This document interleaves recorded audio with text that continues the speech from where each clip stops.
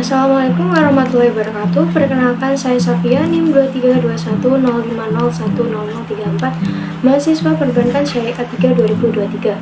Pada video kali ini, saya akan bahas materi mengenai PPN atau pajak pertambahan nilai dan PPNBM atau pajak penjualan atas barang mewah.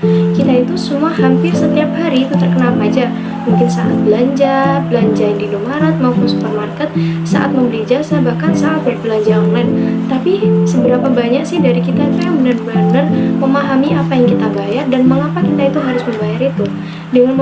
Dengan memahami materi PPN dan PPNBM ini, kita itu bisa mengerti seberapa besar beban konsumsi kita itu sebenarnya, dan melihat bagaimana pengusaha itu memungut dan menyetorkan pajak, dan menilai bagaimana kebijakan ini itu memengaruhi ekonomi dan usaha. Baik, langsung saja ke materi pembahasannya. Apa sih PPN itu? PPN atau pajak pertambahan nilai merupakan pajak atas konsumsi barang dan jasa di dalam negeri. Artinya, pajak ini tuh dikenakan saat barang atau jasa dikonsumsi di wilayah Indonesia. Dasar hukumnya adalah Undang-Undang PPN tahun 1984 yang sudah beberapa kali itu diubah, dan terakhir kali diubah melalui Undang-Undang Nomor 7 Tahun 2021 tentang Harmonisasi Peraturan Perpajakan atau Undang-Undang HPP. Kenapa sih pemerintah itu menggunakan sistem PPN ini?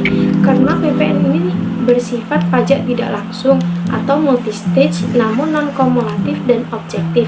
Analoginya itu seperti ini, ibarat rantai produksi roti ya, dari petani itu ke pabrik, lalu ke toko roti, dan mata rantai terakhirnya yaitu konsumen. Maka di setiap tahap itu ada nilai tambahnya, dan dari situ itu PPN itu dipungut, tetapi tidak terjadi pajak berganda karena mekanisme kredit pajak pemasukan itu. Selanjutnya yaitu karakteristik PPN. Karakteristik utama PPN itu ada 4. Yang pertama yaitu konsumsi dalam negeri, yang kedua pajak tidak langsung, yang ketiga multistage tapi non-kumulatif, dan yang keempat yang terakhir yaitu pajak yang bersifat objektif. Nah, yang pertama pajak atas konsumsi dalam negeri, artinya yaitu hanya dikenakan pajak kalau transaksinya hanya terjadi di Indonesia. Yang kedua yaitu pajak tidak langsung. Maksud dari pajak tidak langsung itu sendiri bukan konsumen yang menyetorkan pajak, melainkan pengusaha yang memungut dari konsumen lalu menyetorkannya ke negara. Yang ketiga yaitu multistage tapi non-kumulatif, artinya yaitu dipungut dari setiap rantai distribusi, dari pabrik, dari distributor, sampai dengan toko retail, tetapi tidak terjadi pajak berganda. Karena apa? Karena mekanisme kredit pajak masukan itu. Yang keempat yaitu pajak objektif. Apa sih pajak objektif itu? Pajak yang dikenakan karena ada objek pajak itu sendiri, bukan karena kondisi pembayar pajak. Jadi jika yang membeli itu orang kaya atau orang biasa, itu tarif pajaknya itu tetap sama. Nah, PPN ini itu dianggap kurang adil karena sifatnya itu regresif. Maksudnya yaitu semua orang yang membayar tarif yang sama, terlepas dari tingkat ekonomi mereka itu. Nah, contoh sederhananya yaitu produksi baju.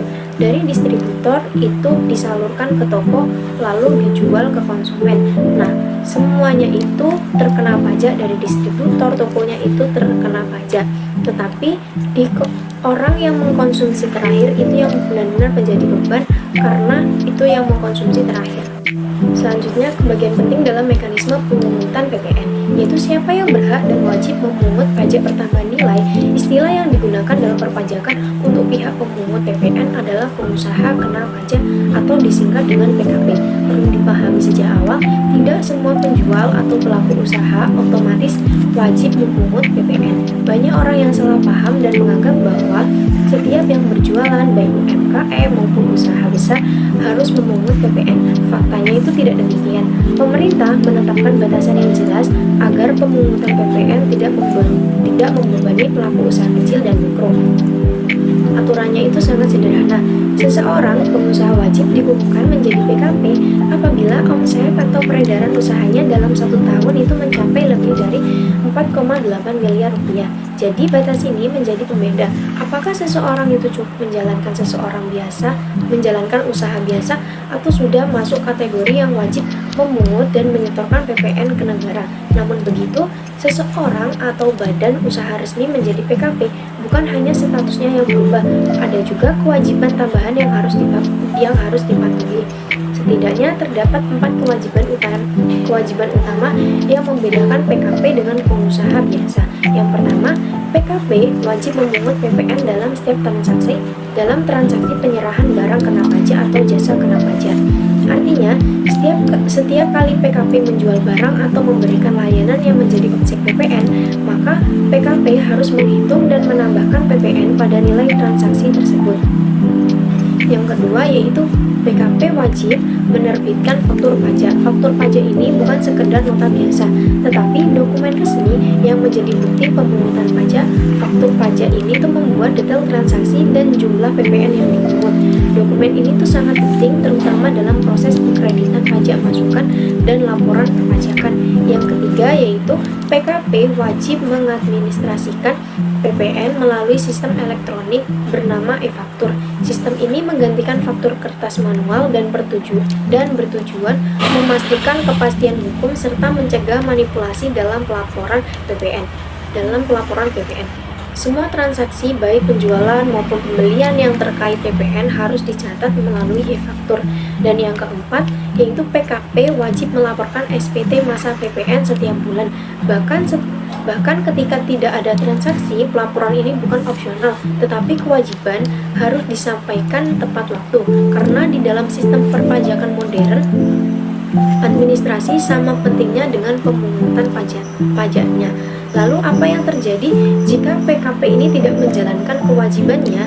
Konsekuensinya itu cukup serius, mulai dari sanksi administrasi berupa denda, bunga, hingga potensi sanksi pidana apabila terdapat unsur kesengajaan atau manipulasi dalam perpajakan. Materi selanjutnya yaitu objek PPN. Secara umum terdapat beberapa kategori objek yang menjadi sasaran PPN itu. Saya akan menjelaskan satu persatu agar lebih jelas dan detail. Kategori yang pertama yaitu penyerahan barang kena pajak atau PKP. Ini mencakup penyerahan barang berwujud maupun tidak berwujud yang menjadi bagian dari kegiatan usaha atau pekerjaan pengusaha. Contoh yang paling sederhana yaitu saat kita membeli handphone, laptop, pakaian, kendaraan bermotor, hingga peralatan rumah tangga, semua itu termasuk barang kena pajak. Bahkan produk kebutuhan harian tertentu di supermarket seperti makanan, minuman, ataupun kosmetik itu juga termasuk dalam kategori ini sesuai dengan pengaturan pemerintah. Kategori yang kedua yaitu penyerahan jasa kena pajak atau JKP. Sama seperti dengan hal barang, jasa pun dapat dikenakan pajak apabila digunakan dalam kegiatan konsumsi.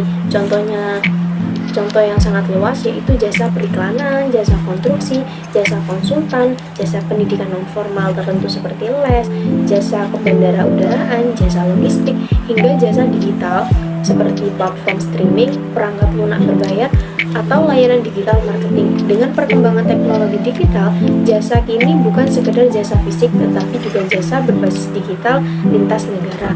Kategori yang ketiga adalah impor barang. Semua barang impor baik untuk keperluan bisnis maupun penggunaan pribadi tetap dikenakan PPN. Mekanisme ini bertujuan menciptakan keadilan agar barang impor itu memiliki pajak yang setara dengan barang dalam negeri. Kategori yang keempat yaitu pemanfaatan jasa dari luar negeri di Indonesia. Ini terjadi karena seseorang itu menggunakan jasa yang diberikan oleh pihak luar negerinya tetapi digunakan di Indonesia. Misalnya perusahaan Indonesia menggunakan software atau jasa konsultan dari luar negeri. Walaupun penyedia jasa itu berada di luar Indonesia, konsumsi jasa terjadi di dalam negeri sehingga dikenakan PPN. Nah, kategori yang kelima adalah pemanfaatan barang tidak berwujud dari luar negeri. Contoh yang paling sederhana yaitu lisensi software, hak cipta, paten atau lisensi merek yang berasal dari luar negeri. Walaupun barang tersebut tidak berwujud fisik, namun penggunaan hak atau lisensi tersebut tetap merupakan konsumsi yang dapat dikenai pajak. Yang kategori yang terakhir yaitu ekspor BKP dan JKP. Menariknya, walaupun ekspor termasuk objek PPN, tarif ekspornya tetap sebesar 0%. Banyak yang salah paham bahwa tarif 0% artinya tidak dikenakan pajak. Sebenarnya bukan tidak dikenakan pajak, tetapi dikenakan dengan tarif 0 sehingga pengusaha tetap berhak atas pengkreditan pajak masukan. Selanjutnya yaitu barang dan jasa yang tidak dikenakan pajak. Jadi apakah semua barang dan jasa itu otomatis dikenakan pajak? Jawabannya adalah tidak. Pemerintah menetapkan beberapa kelompok barang dan jasa yang dikecualikan dari pengenaan pajak pertambahan nilai. Artinya meskipun barang atau jasa tersebut dikonsumsi atau digunakan masyarakat, transaksi tersebut tidak memunculkan kewajiban pemungutan PPN. Beberapa contoh barang yang tidak dikenakan PPN antara lain yaitu emas, uang, emas batangan yang digunakan sebagai cadangan devisa negara, serta surat berharga. Barang-barang ini itu tidak diperlakukan sebagai komoditas konsumsi komersial, tetapi lebih sebagai instrumen moneter atau keuangan. Karena itu, pengenaan pajak atas barang-barang tersebut tidak sejalan dengan tujuan PPN sebagai pajak atas konsumsi. Selain barang tertentu, terdapat juga kategori jasa tertentu yang dikecualikan dari pengenaan PPN. Contohnya cukup banyak dan mungkin sudah sering kita gunakan dalam kehidupan sehari-hari tanpa kita sadari. Misalnya jasa pendidikan formal, mulai dari sekolah dasar hingga perguruan tinggi. Ada juga jasa kesehatan seperti rumah sakit, klinik, dan layanan medis lainnya. Ini menunjukkan bahwa fasilitas dasar masyarakat tidak diposisikan sebagai objek pajak konsumsi. Yang selanjutnya yaitu jasa keagamaan. Jasa keagamaan ini juga termasuk kategori yang tidak dikenakan PPN. Hal ini mencakup kegiatan ibadah, pernikahan keagamaan, dan pelayanan kerohanian lainnya. Selain itu, ada juga jasa pemerintah yang menjalankan fungsi umum, misalnya layanan pemerintah terkait administrasi negara, bukan layanan berorientasi bisnis. Beberapa sektor lain seperti jasa perhotelan dan jasa keuangan juga termasuk dalam kelompok yang tidak dipungut PPN karena sifat jasa ini berkaitan dengan kebijakan strategis pemerintah, stabilitas ekonomi, atau kepentingan masyarakat luas. Secara umum, alasan pengecualian ini dapat dilihat dari karakteristik barang dan jasanya. Sebagian bersifat non-komersial, sebagian merupakan layanan publik, dan sebagian dipertimbangkan secara strategi untuk menunjang kebijakan ekonomi nasional. Jadi, meskipun PPN ini diterapkan secara luas, tidak semua aktivitas konsumsi itu dikenai pajak. Ada barang dan jasa yang memang dikecualikan demi kepentingan sosial, ekonomi, serta pelayanan publik. Lalu, bagaimana sih cara menghitung PPN itu? Sebenarnya rumusnya itu sangat sederhana. Rumus dasar perhitungan PPN yaitu PPN sama dengan tarif dikalikan dengan DPP atau dasar pengenaan pajak. Jika kita ilustrasikan dalam sebuah contoh konkret, misalnya terdapat transaksi dengan nilai sebesar 10 juta rupiah dengan tarif PPN saat ini sebesar 11%, maka perhitungannya yaitu 11% dikalikan dengan 10 juta rupiah, sehingga nilai PPN yang harus dipungut adalah 1.100.000 rupiah. Jika transaksi tersebut menggunakan mekanisme harga sebelum pajak atau exclusive method, maka total yang harus dibayar oleh pembeli adalah 10 juta rupiah ditambah 1.100.000 rupiah, sehingga total tagihan menjadi 11.100.000 rupiah. Melalui contoh ini kita dapat memahami bahwa mekanisme perhitungan PPN sebenarnya tidak rumit, hanya memerlukan perhatian pada tarif yang berlaku dan metode penetapan harga yang digunakan. Jadi, baik pelaku usaha maupun konsumen perlu memahami tarif dan cara menghitung PPN supaya lebih sadar bagaimana pajak bekerja dalam rantai ekonomi. Selanjutnya yaitu tarif PPN dan cara perhitungannya. Saat ini tarif pajak pertambahan nilai yang berlaku di Indonesia adalah 11%. Tarif ini ditetapkan berdasarkan Undang-Undang Harmonisasi Peraturan Perpajakan atau UU HPP yang mulai berlaku tahun 2021. Perubahan tarif ini merupakan bagian dari reformasi perpajakan nasional yang bertujuan memperkuat basis penerimaan negara. Namun perlu dicatat bahwa tidak semua transaksi itu dikenai tarif 11%.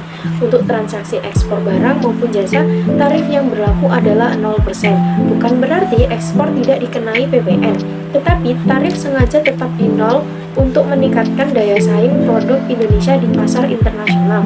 Dengan cara ini, eksportir tetap dapat mengkredit pajak masukan, tetapi tidak membebankan pajak kepada pembeli luar negeri. Selain itu, ada kemungkinan bahwa tarif PPN dapat mengalami penyesuaian di masa mendatang. pemerintah telah membuka opsi untuk menaikkan tarif menjadi 12% tergantung pada kondisi fiskal atau pertumbuhan ekonomi dan kebijakan strategis yang sedang diterapkan. Selanjutnya kita masuk ke konsep penting dalam sistem PPN, yaitu pajak masukan dan pajak keluaran. Dua istilah ini merupakan fondasi bagaimana mekanisme PPN itu bekerja di tingkat pengusaha atau badan usaha. Tanpa memahami keduanya, proses pelaporan dan perhitungan PPN akan terasa membingungkan. Pertama, mari kita mulai dari pajak keluaran. Pajak keluaran adalah PPN yang dipungut oleh pengusaha kena pajak dari pembeli ketika terjadi penyerahan barang kena pajak atau jasa kena pajak. Jadi, setiap kali terjadi transaksi penjualan, PKP itu wajib menghitung dan menambahkan PPN ke dalam harga yang ditagihkan. Pajak inilah yang nantinya akan dilaporkan dan disetor ke kas negara. Sebaliknya, ada juga istilah pajak masukan. Ini adalah PPN yang dibayar oleh PKP ketika mereka itu membeli barang atau jasa untuk digunakan dalam kegiatan usaha. Dengan kata lain, pajak masukan muncul dari transaksi pembelian, bukan penjualan. Sampai di sini hubungannya tuh mulai terlihat. Pajak keluaran dikenakan saat menjual, sedangkan pajak masukan itu muncul saat membeli.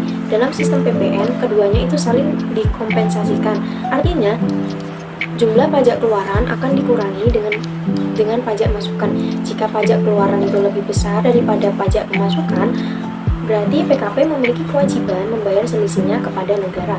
Namun kondisi sebaliknya juga bisa terjadi. Jika pajak masukannya itu lebih besar dibandingkan pajak keluaran, maka terjadi lebih bayar. Lebih bayar ini tidak hangus. PKP itu punya dua pilihan, mengkompensasikannya ke masa pajak berikutnya atau mengajukan restitusi kepada negara agar selisihnya itu dikembalikan. Walaupun demikian, penting dipahami bahwa tidak semua pajak masukan itu bisa dikreditkan. Ada pengecualian tertentu sesuai dengan ketentuan peraturan perpajakan. Materi selanjutnya, elemen paling penting dalam mekanisme PPN, yaitu faktur pajak. Banyak orang melihat faktur pajak hanya sebagai dokumen tambahan dalam transaksi bisnis, padahal perannya itu sangat krusial loh dalam administrasi perpajakan di Indonesia. Secara sederhana, faktur pajak adalah bukti resmi bahwa PPN itu telah dipungut oleh pengusaha kena pajak. Dengan kata lain, faktur ini itu menjadi dasar hukum bahwa pajak tersebut benar-benar ada, sah, dan tercatat dalam sistem perpajakan. Lalu, kapan sih faktur pajak itu harus dibuat? Ada beberapa kondisi utama. Yang pertama yaitu faktur wajib dibuat pada saat terjadi penyerahan barang atau jasa kena pajak. Jadi, ketika transaksi terjadi dan barang berpindah ke pembeli, faktur pajak harus diterbitkan. Yang kedua, faktur pajak wajib diterbitkan saat pembayaran uang muka diterima. Bahkan jika barang itu belum dikirim atau jasa itu belum diberikan, penerimaan uang muka sudah dianggap sebagai bagian dari transaksi kena pajak. Yang ketiga yaitu faktur juga harus diterbitkan ketika terjadi kegiatan ekspor, baik ekspor barang maupun jasa oleh PKP. Meskipun tarif ekspor adalah 0%, faktur tetap diperlukan sebagai bukti administrasi. Dalam praktiknya, faktur pajak tidak hanya satu jenis. Ada beberapa tipe yang digunakan sesuai dengan sebagai kebutuhan transaksi. Jenis pertama yaitu faktur pajak normal, yaitu faktur pajak pada transaksi biasa antara PKP dengan pembeli. Jenis kedua yaitu faktur pajak gabungan, yang diterbitkan untuk beberapa transaksi pembeli yang sama dalam satu masa pajak. Biasanya digunakan ketika terjadi pembelian berkali-kali dalam satu bulan, sehingga administrasinya itu menjadi lebih ringkas. Jenis yang ketiga yaitu faktur pajak pedagang eceran. Ini digunakan oleh pelaku usaha retail atau pedagang yang menjual barang langsung ke konsumen akhir. Bentuknya itu lebih sederhana dibandingkan faktur pajak normal. Sekilas itu terdengar administratif ya, tetapi keberadaan faktur pajak itu sangat menentukan dalam proses pelaporan. Karena jika faktur pajak itu salah, terlambat diterbitkan atau informasinya itu tidak lengkap, maka konsekuensinya itu cukup berat. Pajak masukan tidak dapat dikreditkan, artinya pembeli itu tidak bisa menggunakan PPN yang dibayar sebagai pengurangan pajak keluaran dalam pelaporan.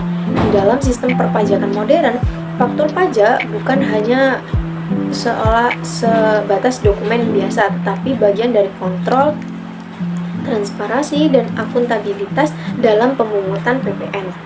Setelah memahami mekanisme PPN, sekarang kita masuk ke bagian lanjutan yang masih satu lingkup dengan PPN, yaitu PPNBM.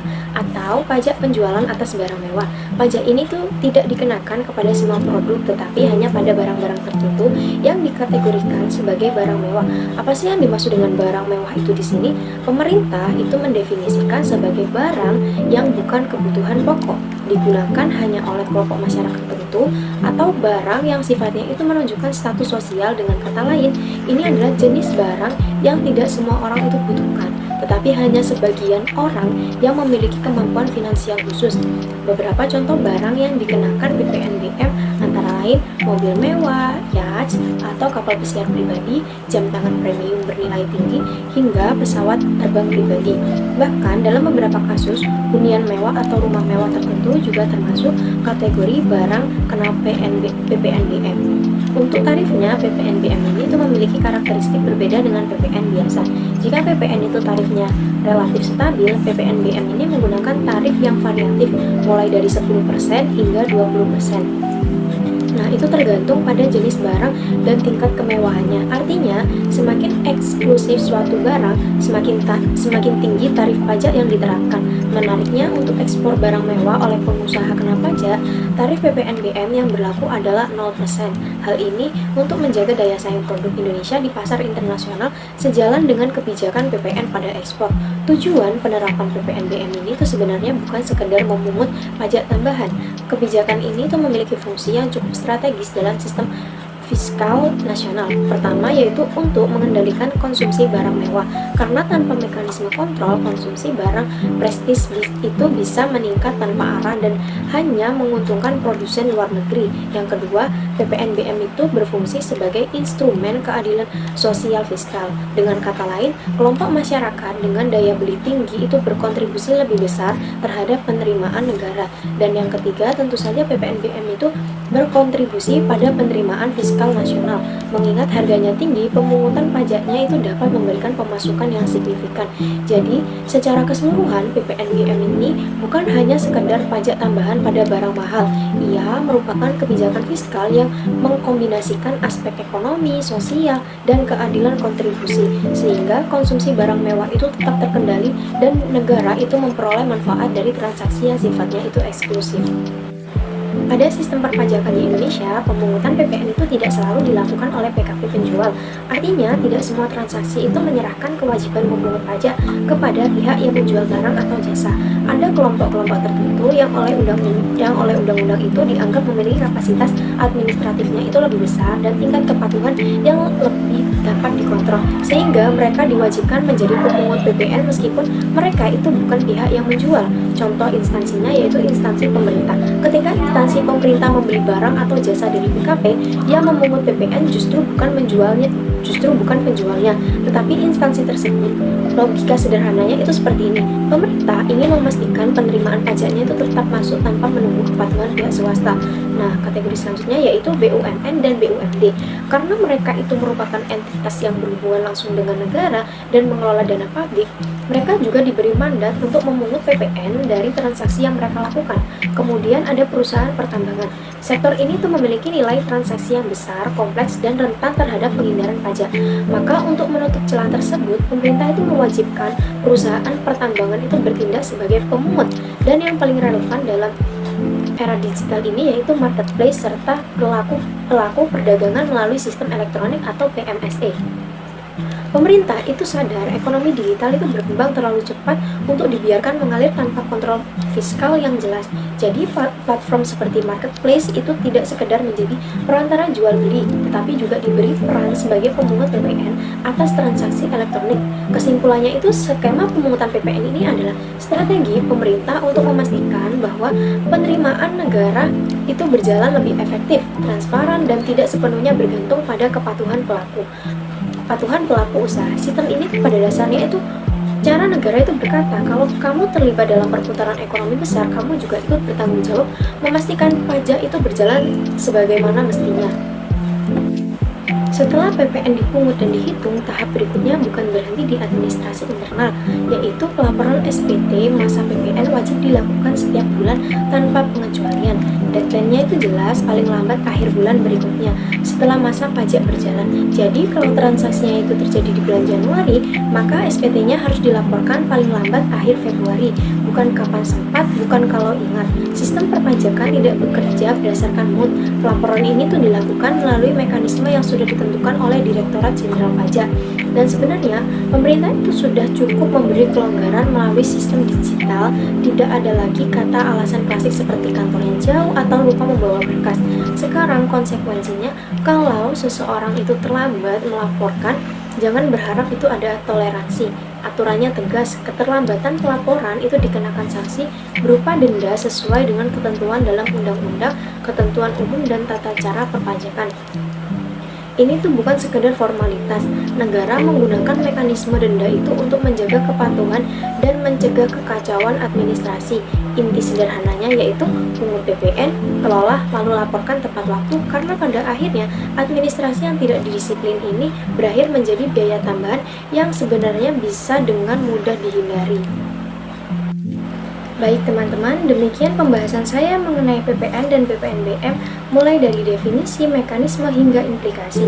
Saya berharap setelah video ini, kalian yang menonton video ini tuh merasa lebih siap untuk membaca laporan keuangan, memahami harga yang kalian bayar, atau bahkan mempersiapkan diri menjadi pelaku usaha yang patuh dengan pajak. Jika kalian suka video ini, jangan lupa like, komen, dan juga subscribe. Sampai jumpa di video berikutnya. Wassalamualaikum warahmatullahi wabarakatuh.